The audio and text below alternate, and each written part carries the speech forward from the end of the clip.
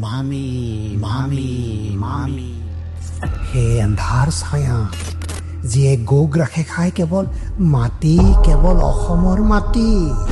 এই মামীৰ উদ্দেশ্য প্ৰাণে মৰাৰ নহয়, কিন্তু মামীৰ যদি উদ্দেশ্য সিদ্ধি নহয়, তেতিয়া সেই বাধা উফৰি হৈ পৰে হয় ৰঙা মাটি, নহয়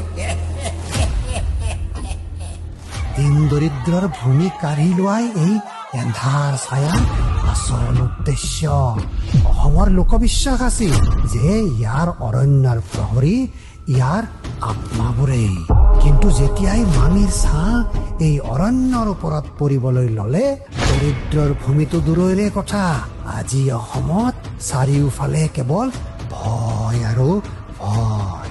মামীৰ ভয়, মামীৰ ভয়ত ভূমিত মানুহে লিখি থৈছে, মামীও আজি নহয় পিছতে আহিবি দেই মামী। কিন্তু মামী